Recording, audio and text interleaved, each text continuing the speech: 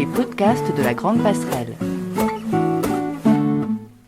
Dernier volet de notre entretien en long cours avec Jean-Paul Kaufmann, qui explore désormais la thématique de l'âme géographique dans le récit kaufmannien. Donc voilà, Samuel et moi avons été finalement sensibles à cette notion géographique qu'on voit dans vos ouvrages, l'importance de la géographie plus que de l'histoire. D'ailleurs, beaucoup de vos ouvrages ont trait à la géographie. On va pas les citer tous, mais on parlait tout à l'heure de Bordeaux, la Champagne en 90, l'Arche des Kerguelen en 93, et ainsi de suite, donc jusqu'à Venise à double tour. D'où vous vient cet intérêt, cet esprit géographique ? Moi, quand j'étais au collège, la géographie en général d'ailleurs nous était fort mal enseignée. C'était toujours le prof d'histoire qui devait s'y coller. Ça ne le passionnait pas toujours. Puis c'était la géographie physique, etc. Avec les sous-sols, massifs hercyniens, etc. C'était assez rébarbatif. Rébarbatif. Et en vérité, quand j'ai commencé à m'intéresser au vin, je me suis dit là, calcaire, l'argile, tout ça m'aurait été bien utile parce que quand on s'intéresse au vin, le terroir a quand même une importance très grande. Et puis alors pourquoi cet intérêt pour la géographie ? Je m'intéresse moi aux lieux périphériques. Vous voyez, aux lieux, les confins. Le centre. L'évidence du centre ne m'intéresse pas tellement. Donc je suis toujours à la recherche de lieux un peu décentrés, comme les îles en marge, tout à fait, comme les îles Kerguelen, Sainte-Hélène, qui est très isolée, la Courlande, etc. En même temps, il ne faut pas trop systématiser parce que je me suis attaqué à Venise. Venise qui est le lieu le plus évident, presque tautologique qui existe au monde. C'est vrai que la géographie, les lieux font partie en effet de mes préoccupations. Alors, comment l'expliquer ça, je ne sais pas. C'est en vous. Oui. Mais en tout cas, vous voyez, j'ai eu un prix de la Société de géographie et je dois dire que c'est vraiment un prix qui m'a fait plaisir. Oui, ça m'a fait plaisir. Peut-être plus que tous les autres réunis, finalement. Oui, vous savez, en France, les auteurs, les écrivains ne sont pas à plaindre. Il y a tellement de prix et c'est bien le diable si on n'en obtient pas un. Vous êtes modeste. Donc, vous voyez, il y a les maisons d'écrivains, etc. Non, et c'est vrai, ça, c'est on n'en parle pas assez, mais c'est vrai que tous ces salons du livre, étonnants voyageurs, etc., c'est le plus grand salon du livre en France, étonnants voyageurs. Donc, la littérature, les livres sont quand même très mis en avant, très célébrés dans ce pays. On ne peut que s'en féliciter. Cette médiathèque. Oui, c'est vrai. D'ailleurs, je fais une petite aparté, je crois qu'il y a une médiathèque maintenant qui porte votre nom. Oui, ça c'est... C'est celle de votre... De Saint-Pierre-la-Cour. Saint-Pierre-la-Cour. Oui. C'est intéressant. Mais honnêtement, je ne veux pas jouer les modestes, comme disait Jules Renard, la modestie est le genre d'orgueil qui déplaît le moins. Il y a beaucoup de faux modestes, et quelquefois ça peut être une coquetterie, mais j'avais refusé en disant, quand je serai mort... peut-être, mais ça faisait plaisir à ma mère qui vivait encore. Elle était née à Saint-Pierre-la-Cour. Et je lui dis, j'ai refusé, qu'est-ce que t'en penses ? Elle m'a dit, mais non, mais il faut accepter. Et je crois que ça a été son dernier voyage en dehors de sa maison de retraite. Pour venir à l'inauguration de On a parlé de l'importance que vous accordiez au sens, à l'odorat, ces choses-là. Ça, Samuel va peut-être nous en parler. Il y a aussi quelque chose qui nous a frappé, et vous excellez d'ailleurs à le restituer, c'est la météorologie. Je rajouterais même capter les souvenirs aussi. Les souvenirs des lieux, c'est assez étonnant. C'est vraiment très intéressant. Oui, moi, ce qui m'a intéressé, c'est votre appétence, en fait, pour capter la météorologie, notamment à Longwood, notamment sur l'île. C'est assez puissant, en fait. On sent vraiment la percussion des éléments. Il y avait un petit côté les hauts d'Hurlevent. J'ai noté. Oui, c'est vrai. Oui. C'est battu par les vents, c'est isolé, c'est dans le lointain. On vit le climat en fait à travers vos écrits et c'est assez fort quoi finalement. Donc oui, vous dites de Longwood, j'avais relevé. Longwood est une sorte d'ouessant de l'Atlantique Sud. Le ciel et les arbres n'y sont jamais au repos. Voilà, Oui, c'est vrai. Oui.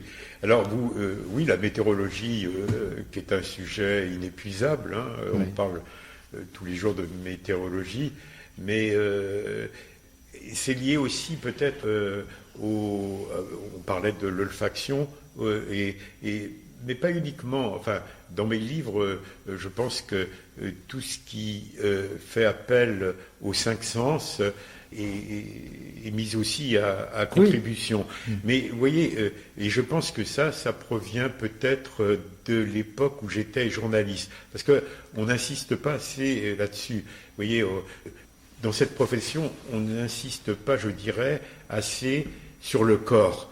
Quand vous partez en reportage, la première chose, vous allez rencontrer quelqu'un, un lieu, et c'est vos cinq sens qui sont mis à contribution. Hein, vous voyez d'abord un lieu, vous le sentez, vous le voyez, vous imprégnez, et vous voyez un personnage. Je parlais tout à l'heure, vous le sentez, le sentir, c'est pas uniquement l'olfaction, c'est pas uniquement l'odorat, c'est aussi une manière de l'appréhender, de le voir. Donc, quand vous partez en reportage, il y a une chose qui doit fonctionner à plein régime, c'est vos cinq sens. Hein, les sons, ce que vous voyez, même le toucher, la façon dont vous allez serrer la main d'un témoin. Vous voyez, moi, il y a quelqu'un qui est un modèle pour moi et qui vous permettra peut-être de comprendre mieux ce que je veux dire. C'est le commissaire Maigret. Le commissaire Maigret, c'est quelqu'un qui vraiment met à contribution ses cinq sens, et notamment l'odorat. Vous voyez, il sent quand il arrive dans un lieu, il respire, il absorbe ça comme une éponge, il est très passif, et puis on voit à la fin, comme une éponge, il va expulser tout. Vous voyez, il y a une sorte de déclic, de révélation. Alors ça va être la solution de l'énigme, mais il y a un côté éponge. Les cinq sens sont vraiment mis à contribution. Pour moi, c'est un modèle. J'ai beaucoup d'admiration d'ailleurs pour Simenon.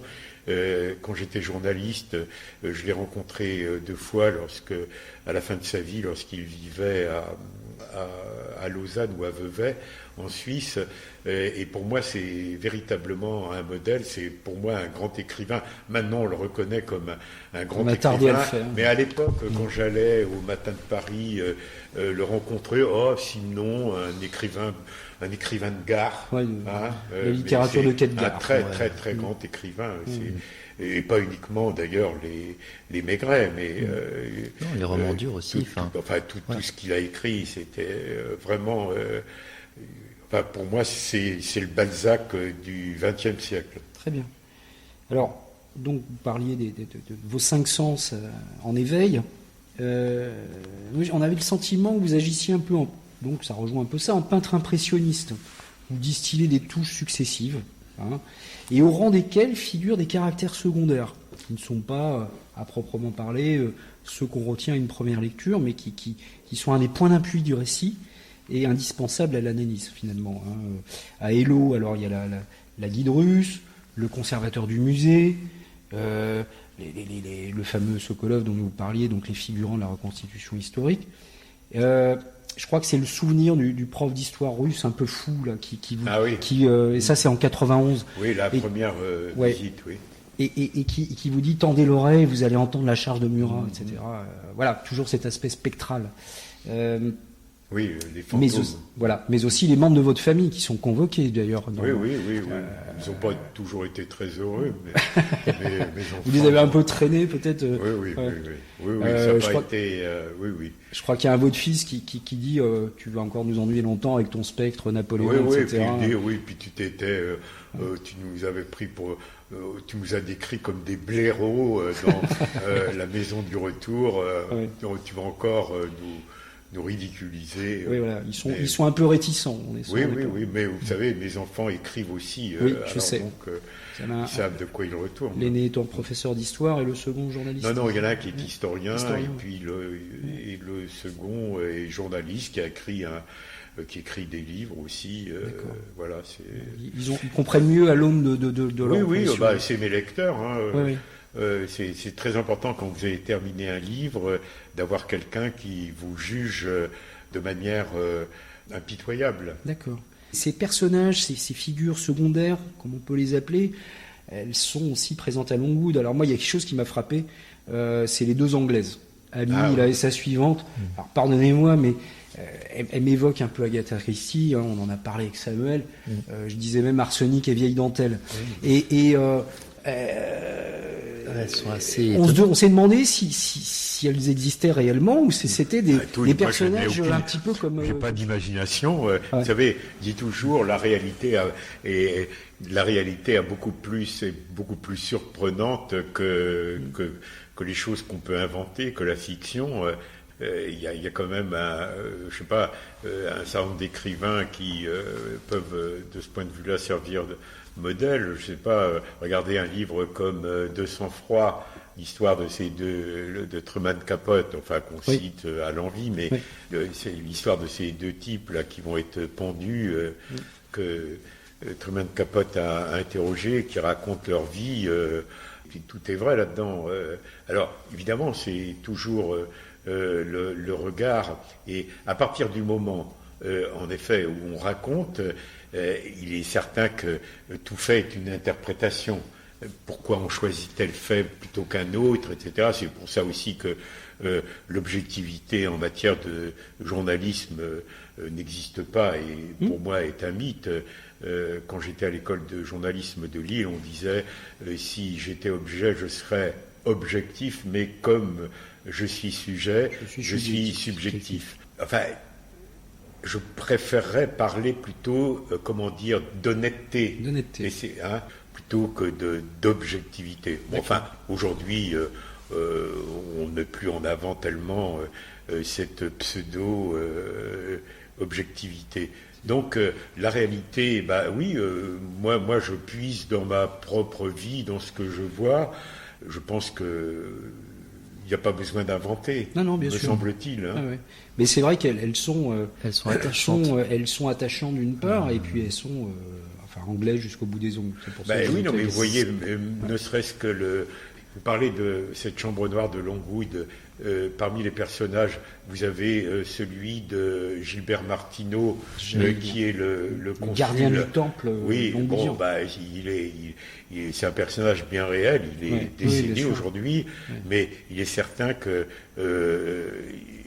c'est ça aussi qui m'a permis d'écrire un livre, parce que j'avais aussi des gens, je ne vais pas dire exceptionnels, mais quand même, qui avaient ce type-là, ce personnage-là, qui est venu s'enterrer à Sainte-Hélène, on ne sait pas trop pour quelle raison, et qui est là avec son fils, puis qui est un peu ours, un peu misanthrope. Mais j'ai l'impression qu'il vous suit à la trace d'ailleurs. Oui, mais enfin, comme beaucoup de misanthropes, il est très bavard. Très bavard, oui. Et qu'il surveille un peu vos faits et gestes. Oui. Mais lui aussi, vous voyez, il est paradoxal. Vous voyez, souvent d'ailleurs dans mes livres, le premier contact n'est pas toujours très positif. La personne est un peu rébarbative, et puis finalement, en l'approchant peu à peu, en lui parlant, elle s'humanise, elle se pacifie, et c'est un peu le cas pour Gilbert Martineau. Il est certain que le livre que j'ai écrit, c'est pas sur la captivité de Napoléon à Sainte-Hélène. Encore une fois, c'est comme pour Hello, il y a plein de livres qui relatent, et beaucoup mieux que le mien. Moi, ce qui m'intéressait, c'est justement 200 ans après, qu'est-ce qui restait de cette légende napoléonienne, qu'est-ce qui restait de ce lieu qui est un lieu exceptionnel. On n'en a pas parlé. Il est exceptionnel parce que il est très isolé. Il n'a pas été détruit par tous les adorateurs, les fétichistes de Napoléon. C'est pas un lieu muséifié. Il risque de l'être maintenant puisque aujourd'hui il y a un aéroport, donc les gens vont venir à Sainte-Hélène et ça va changer véritablement la donne. Donc vous voyez, c'était Sainte-Hélène aujourd'hui aussi qui m'intéressait, qui est un petit musée, ce confetti de l'Empire britannique qui au fond, quand j'y suis allé dans les années 90, on vivait dans les années 60. Oui. Alors peut-être qu'aujourd'hui on est dans les années 90. C'est ça aussi qui m'intéressait. Il y a un gouverneur, comme au temps de Napoléon, Hudson-Lowe a un successeur, il habite toujours au même endroit, et il y avait toute cette galerie de personnages. J'ai rencontré ce gouverneur là. C'est l'aujourd'hui aussi qui m'intéresse maintenant, pas uniquement l'histoire. C'est l'histoire par rapport justement à ce présent là. Vous voyez, vous parliez tout à l'heure, on ne s'échappe pas de Sainte-Hélène. Justement. Il y a des Hollandais, là, des trafiquants de drogue qui ont réussi. Oui, ce qu'on appelle les prisonniers du 8e. Alors, il y a aussi vous parliez à un moment des prisonniers du 8e jour qui sont là. Alors, ils vaquent à leurs occupations dans la journée. Oui, parce que je suis resté 9 jours. Vous êtes resté 9 jours. C'est peu, hein. Ouais. Sinon, j'allais y rester 2 mois ou 3 mois. Il faut jouer avec la rotation. C'est pas évident. C'est pas évident. Et donc, j'allais dire, ces braves prisonniers qui finalement vont à la pêche et puis qui le soir regagnent leur cellule tranquillement, benoîtement. C'est assez surprenant. C'est étonnant. Alors, tous ces personnages secondaires, donc ça participe à l'économie générale du récit.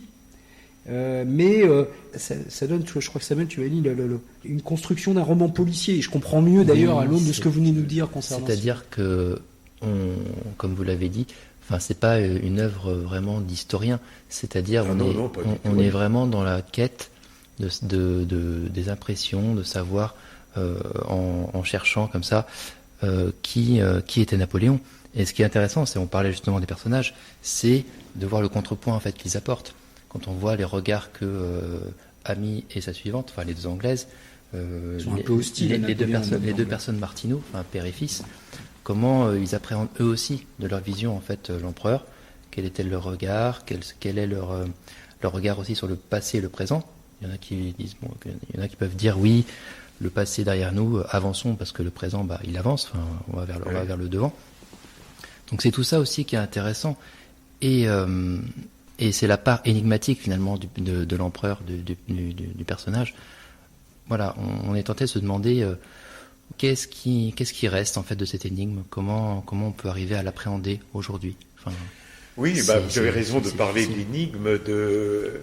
Ça me fait plaisir lorsque vous dites que c'est construit un peu comme un roman policier, mais mes livres, c'est un peu cela, c'est-à-dire, j'ai lu beaucoup de romans policiers lorsque j'étais jeune, mon adolescence, série noire, etc. Ça m'a beaucoup marqué, j'en lis très peu aujourd'hui, mais en effet, moi j'essaie de construire mes livres comme une vérité, vous voyez, qu'il faut découvrir. Une vérité, une énigme, vous parliez d'énigme, une quête, qui allait jusqu'à son dévoilement. Et c'est la raison pour laquelle, par exemple, ça n'a l'air de rien, que j'emploie le présent. Vous voyez, c'est très important ça, le temps. C'est-à-dire que, naturellement, pour quelqu'un qui écrit, il y a un temps qui convient parfaitement, c'est l'imparfait. L'imparfait parce que ça coule beaucoup mieux. Ça donne naturellement à votre récit une fluidité. Tandis que lorsque vous employez, comme je le fais la plupart du temps, tous mes livres sont écrits au présent de l'indicatif, qui est le présent, qui est le temps journalistique. Alors, dans le même temps, vous vous privez précisément de cette fluidité, mais en même temps, vous gagnez sur un autre tableau qui est celui d'une forme d'immédiateté. Ce que je veux dire, c'est que, en quelque sorte, je prends le lecteur par la main et nous partons ensemble, l'auteur et le lecteur, à la recherche d'une vérité cachée, d'une énigme, et nous cheminons ensemble Jusqu'au pour titre. aller jusqu'au moment où il y aura ou non dévoilement, étant entendu, vous parliez de quête, que je préfère la quête à la conquête, C'est ça. et je préfère dans la chasse au trésor la chasse au trésor. Il est évident que... Et d'ailleurs, vous le voyez bien, dans les romans policiers, très souvent, on est un peu déçu par la solution Le de l'énigme. dénouement, oui. On dit là, il nous a amené un peu en bateau, ce n'était que ça, etc. Oui, l'excitation du chasseur, finalement. Oui, voilà, C'est ça. l'excitation du chercheur. Ce qui nous a excités, en effet, c'est la recherche, la quête, aller sur les traces de, chercher à l'empreinte, comme d'ailleurs fait Sherlock Holmes. Sherlock Holmes, il est capable, grâce à une trace, de vous dire il a tel âge, etc. Il boitait. Enfin bon, donc, mais pas uniquement dans la chambre noire de Longwood. Bon, le dernier livre que j'ai écrit, c'est la même chose. On part d'une peinture. Est-ce qu'elle se trouve dans une église fermée de Venise ou non? Et ça va jusqu'à ce dévoilement final. Donc oui, j'essaie de construire mes livres de cette façon-là. Alors bon, même la Marne, vous voyez, je remonte la Marne et je descends pas la Marne. Vous voyez, naturellement, on parle de la source jusqu'à la conjonction avec la Seine. Moi, j'ai préféré aller à contre-courant. Oui, voilà. Aller jusqu'à la source qui constitue, elle aussi, une sorte de révélation. Là, c'est un mince filet, la Marne. Donc, oui, c'est très, très, très important pour moi. D'ailleurs, le problème auquel je dois faire face à l'heure actuelle, et je suis en train d'écrire un livre, et justement, je n'arrive pas à trouver ce fil rouge. Et je suis en train de piétiner, et ça me donne beaucoup de fil à retordre, et je ne sais pas si je vais trouver une solution. Donc, cette part-là, en effet, est très... Ça me fait plaisir que vous le souligniez, parce que c'est très important. Jusqu'au titre même, La Chambre noire de Longwood, ça nous fait immanquablement penser au mystère de la Chambre jaune chez Gaston Leroux. Oui, bien sûr. Et puis aussi, donc l'aspect photographique, la chambre noire d'un appareil photographique, ce qui n'apparaît pas directement à l'œil, qui est révélé par le tirage de la photographie. Et ces traces dont vous parlez, qui sont beaucoup plus importantes que la résolution de l'énigme. Voilà. Oui, c'est vrai. Oui, vous avez tout à fait raison. Oui, La Chambre noire de Longwood, oui, c'est bon, un bon titre, c'est un titre polysémique à plusieurs sens. Chacun y trouve, on peut l'interpréter à sa guise. Et puis quelquefois, quand j'ai pas d'inspiration, c'est Courland. J'ai pas trouvé mieux. Ou La lutte avec l'ange. Mais il y a eu beaucoup de livres. Qui est un livre sur une peinture de Delacroix qui se trouve à l'église Saint-Sulpice. Et des luttes avec l'ange, c'est un titre qui a déjà été utilisé. Donc, le titre est très, très, très important. Il y a quelquefois, on commence un livre, on n'a que le titre, mais c'est très rare. Je crois qu'on arrive plus ou moins au terme de notre entretien. Peut-être en guise de conclusion, si vous me le permettez, 2-3 petites questions. Vous l'avez évoqué tout à l'heure, la commémoration du bicentenaire de la mort de l'empereur a été sujet à bien des controverses. Quel regard vous portez, vous, en tant qu'écrivain, peut-être plus qu'en tant qu'historien, sur ce qu'on appelle la culture du déboulonnage, j'allais dire, cette cancel culture dont on dit qu'elle cherche à effacer peut-être ou à déstatifier les personnages historiques? Écoutez, je trouve ça... préjudiciable. Oui. Mais Napoléon, on ne peut pas le juger à l'aune de même du point de vue de la morale. C'est un personnage, je sais pas, est-ce qu'il est immoral, en tout cas amoral certainement. C'est un faux débat. Oui. Est-ce qu'il est de droite, est-ce qu'il est de gauche? Oui, voilà, c'est je ça, pense qu'il est ailleurs.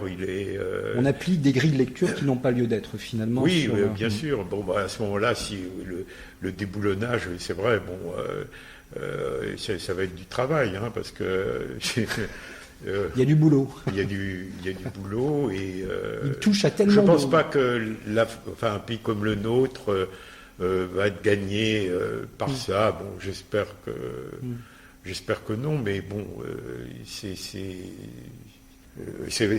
véritablement un problème. Moi, ça me fait un peu peur quand même. C'est inquiétant, oui, effectivement. Oui. Ça prend quand même un tour. Oui. Bon, je pense que ça touche davantage le monde anglo-saxon, Oui. mais la France n'est pas totalement épargnée. Bon, écoutez, on verra. Hein. On verra l'avenir. Alors, vous l'évoquiez tout à l'heure, et peut-être une autre question à laquelle vous n'êtes peut-être pas vouloir répondre, mais peut-être pour notre plaisir et celui de nos auditeurs, nos lecteurs. Je vous à peine vous la poser. À quoi travaillez-vous actuellement? J'imagine que c'est plus Napoléon. Ah non. Vous en avez fini avec Napoléon? J'ai donné, là. Vous avez donné. Il y a toujours un petit clin d'œil. Oui. Vous voyez, même dans... Vous l'appeliez, je parlais de la l'appeliez, Marne, il y a toujours...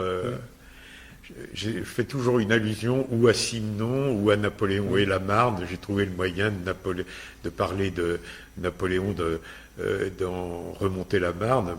C'est vrai que la campagne de France, à la fin, se déroule pour une large part autour de la Marne.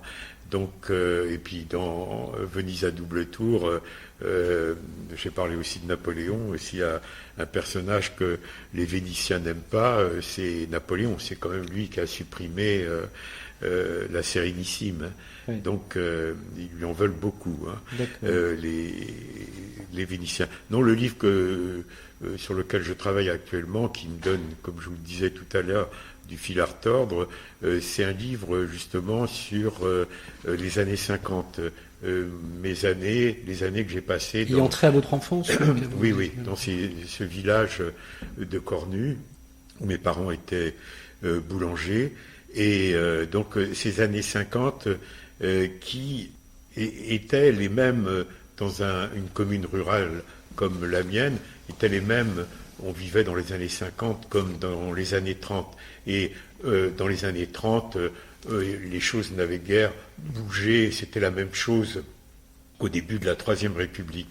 Et très rapidement, très brutalement, je dirais au début des années 60, après la fin de la guerre d'Algérie, on a vraiment basculé dans la modernité, on pourrait appeler ça, Henri Mandras a appelé ça la seconde révolution française, autour de 1965. Et là, véritablement, ceux qui sont nés, j'allais dire, entre 1940 et 1955, ont connu le vieux monde, l'ordre ancien, qui a disparu totalement. On dit d'ailleurs que le 19e siècle se poursuit jusque dans ces années-là. Oui, bien sûr. C'est ça. Une commune rurale comme la mienne, qui n'était pourtant pas très éloignée de Le Rennes. 19e siècle meurt dans les années 50. Oui, fin des années 50. Fin des années 50. Exactement, oui. Donc, moi j'ai vécu cela, où il y avait, quand une automobile, une voiture passait dans ce village, c'était, je ne vais pas dire tout un événement, mais il y en avait très très peu. Donc, j'essaie de restituer un peu ce monde qui a disparu, mais en même temps, comme je vous l'ai dit tout à l'heure, il faut lui donner un fil rouge, une sorte de fil d'Ariane par rapport à aujourd'hui. C'est pas un discours comme c'était mieux avant, c'est pas ça qui va faire avancer les choses. Mais donc c'est vrai, quand je parle de ces années-là, mes enfants, ils ont l'impression que je raconte un roman de Balzac. Mais c'est vrai que d'une certaine manière, moi quand j'allais avec mes parents on faisait du portage, on allait dans les fermes les plus reculées pour déposer le pain. Moi, j'ai vu des intérieurs qui étaient dignes de Lenain, des frères Lenain. Là. peintre de l'époque de Louis XIV, Louis XIII, Louis XIV. Avec une Vous voyez, bougie c'était incroyable, des sols en terre battue, enfin très rudimentaires. Donc j'essaie de raconter cela par rapport à aujourd'hui, parce que mon village de Cornu aujourd'hui, c'est devenu une sorte de village périurbain, une sorte de village dortoir de Rennes, même si encore la campagne qui sépare encore un tout petit peu cette commune de l'agglomération rennaise.